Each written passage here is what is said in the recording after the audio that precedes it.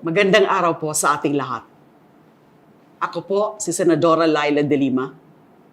Bumabati sa inyo ng maligaya at mapagpalayang anibersaryo ng People Power Revolution.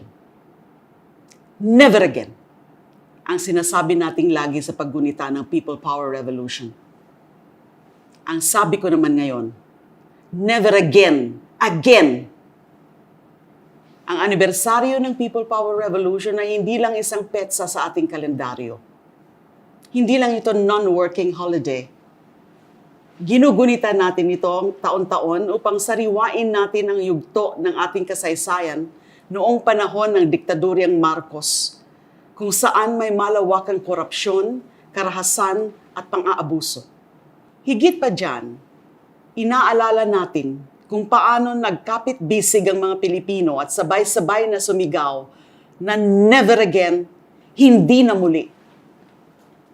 During the darkest days of the martial law by the late dictator Ferdinand Marcos, Filipinos were treated like garbage.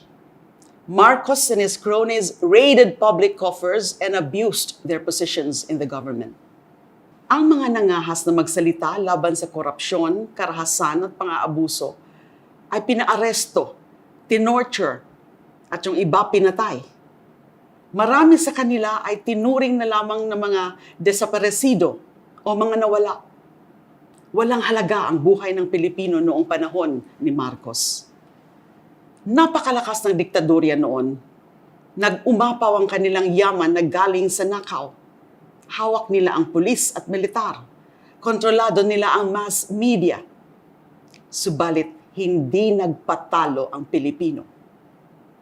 In the darkest days of our history, Filipino heroes stepped forward and stood against injustice.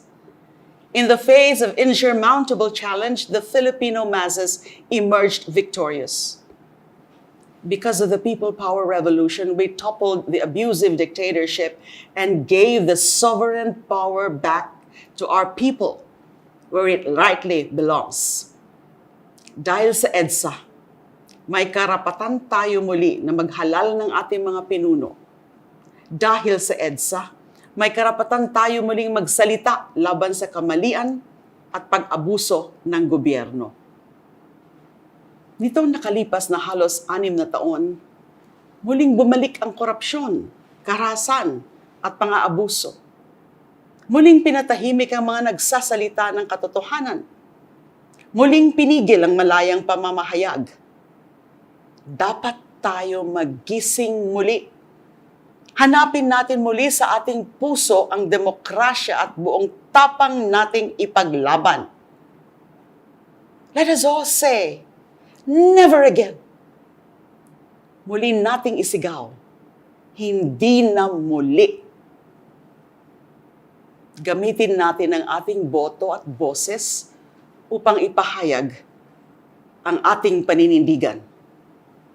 Patuloy tayong lumaban para sa mabuting kinabukasan ng ating bayan at kalayaan at karapatan ng mga Pilipino at ng mga susunod na henerasyon.